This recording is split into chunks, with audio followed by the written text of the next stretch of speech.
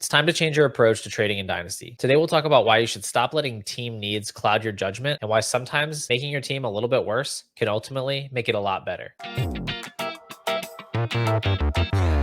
Before we get started today, I need two favors from you, and I know I'm being demanding. The first one is super easy, and it's the same as always. Hit the subscribe button. We blew right past 1,000. Now I've got my eyes set on 2,000, so help me get there. The second favor is more interactive. I need your help with an upcoming video. I want to evaluate your Dynasty trades, exploring some of the theory from my recent videos, but on your actual real life deals. I'll decide whether you won or lost the trade. I'll explain why, and I may even offer some alternatives of what I might have done in your situation. So you can send those trades to me on Twitter at PaulPattersonFF, or you can leave a comment down below with the details of the trade.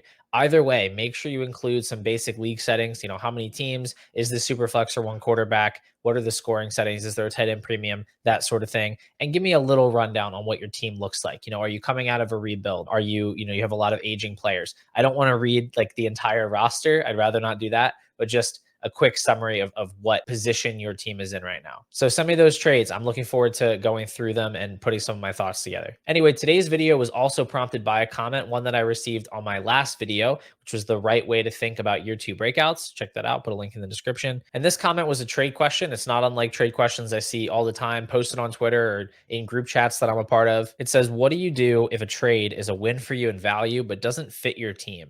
I've got a trade offer where I send Jaden Reed and receive Penix and a first. I love the value of it, but Penix would be my QB4 and Reed is my current wide receiver 3.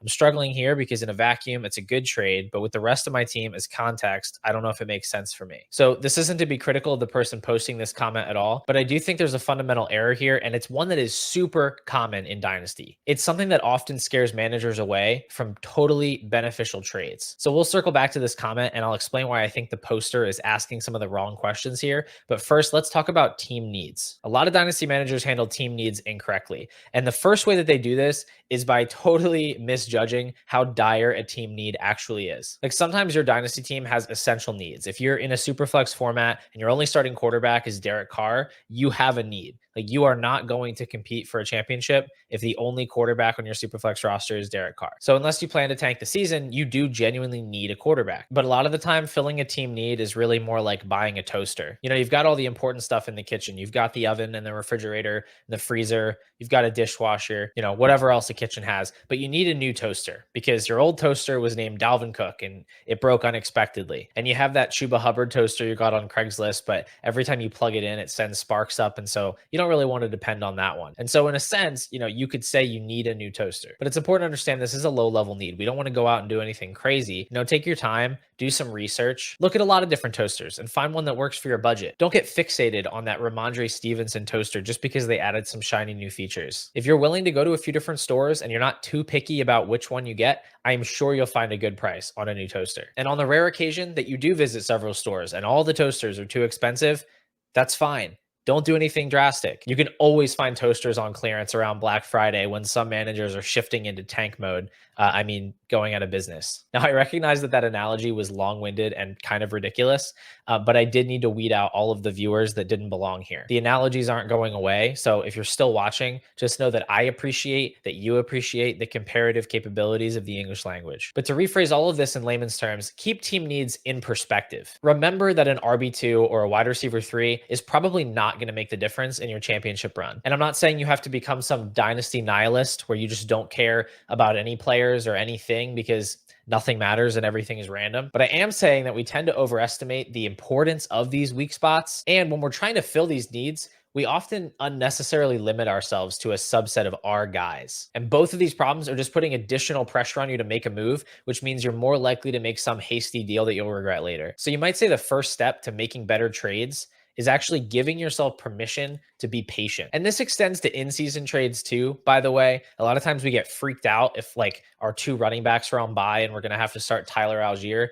Don't go out and make some ridiculous trade that's going to hurt your team in the long term. Like keep the big picture in mind. Whether you win or lose that week probably doesn't hinge on whether you have to start Tyler Algier. So if patience is the first step to making better trades, the second is a little more advanced, and it's learning how to string together multiple deals to get what you want. Now for this, I want to pull out a personal example from last season. I was actually keeping track of all my Dynasty trades last year in a big document up until about week 10. I think I had made 53 trades from weeks 1 to week 10 before I lost track. Either way, these are 2 deals that I made on the same day in the same league, right around week 8 or week 9. And this is a super flex league where my main quarterbacks were Lamar and Kyler.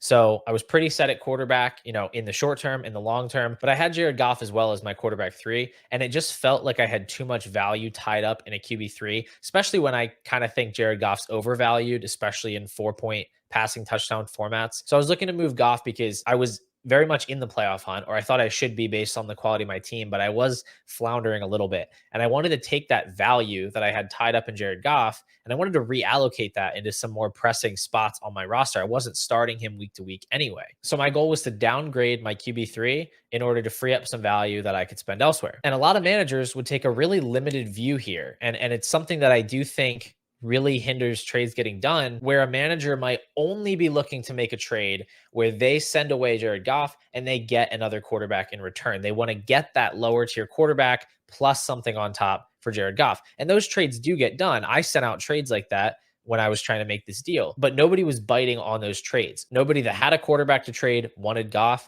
and nobody that wanted Goff had a quarterback to trade me. So I was stuck. So after shopping him for a couple weeks, I decided to make 2 trades in order to accomplish my goal. In the first deal, I sent away Jared Goff with Tony Pollard and Cam Akers, and I got a first-round pick, a second-round pick, and DeAndre Swift. Now, at this time, Pollard was my RB3 or RB4, and I thought he was mostly a wash with DeAndre Swift. I don't remember what point in the season this was for Swift, because he kind of had a hot streak, and then he had a cold streak. So at this point, I don't remember if Pollard or Swift was the more valuable running back, but I'd say they were about even. And Cam Akers was just a throw-in to this deal. So basically, I traded away Goff for a first and a second. So then I went out to all the other managers that had a surplus of quarterbacks. I don't remember all the quarterbacks that I looked into. I probably checked with the Carr manager and the Geno manager, but the manager that had Baker Mayfield, it was like his 4th quarterback, because Baker wasn't really expected to do anything this season. He kind of came out of nowhere. So he was willing to move off Baker, and I loved the value here. And Baker actually had kind of a hot stretch at the end of the season, and he ended up scoring just 1 point per game less than Jared Goff. So if we zoom out and we look at these 2 trades together, you might feel differently, but from my perspective, I mean, this is a smash win, because I sent away Goff, Pollard, and Akers, and I got back Baker, Swift, a first, and a third. Now, the point here is that if I wasn't willing to trade away Jared Goff without that assurance of a third quarterback coming back to me, I never would have been able to make these beneficial trades for my team. So with our newfound knowledge, let's return to the question in the original comment. Would I trade away Jaden Reed for Michael Penix and a first-round pick? Absolutely, I would, in a heartbeat. If this is super flex, that's a straight up robbery. But even in one quarterback where Michael Penix is borderline worthless, I would still take the first round pick. But what really matters here is it's not the trade itself, it's the context that the manager provided, saying that Jaden Reed was their wide receiver 3 and using that as a reason why they might not want to make the trade. But let's remember what we've talked about to this point. We tend to overestimate the importance of a Jaden Reed type player in the first place. This manager also has Josh Downs, Jahan Dotson, and Dontavian Wicks on their bench. We shouldn't be that confident that Jaden Reed's going to outscore all 3 of those guys this year. And even if he does, that the difference between their scores is actually going to affect any wins and losses throughout the season. Coincidentally, I did make a video on this exact concept. I'll put a link in the description to that one as well. But more importantly, we have to remember that we're allowed to make additional trades. Unless your league has some weird transaction limit, I assure you, you can go out and get another wide receiver 3. They are a very abundant resource in Dynasty. And that's why I said right at the top, sometimes it makes sense to make your team a little bit worse, because ultimately you can make it a lot better. If you're willing to take a small hit to the quality of your starting lineup, or even just trade away some depth player that you think you need, if the value is good on paper, you can probably spin that into ultimately a big win for your team. And if you do that enough over time, it's just going to snowball to the point that you're going to have more buying power, more trade equity than any other manager in your league. But what I would do here is I would accept that trade immediately, and then I would do one of 2 things. I would take my newly acquired first, and I would go out shopping and see what I could get for that first, right? Check up with the Drake London manager, check with the Jalen Waddle or the Nico Collins manager. You might think the other person already did this, but honestly, you'd be surprised at how often other managers just don't do their homework. They don't check in with other people and see what they can get before they make a trade. They should do that. I don't know why they don't do that. First round picks are super valuable, but you can take advantage. Or what you could do is go buy another wide receiver on the cheap to replace Reed. Somebody like DeAndre Hopkins is one of my absolute favorite targets right now. If I need cheap wide receiver production, go out and buy DeAndre Hopkins.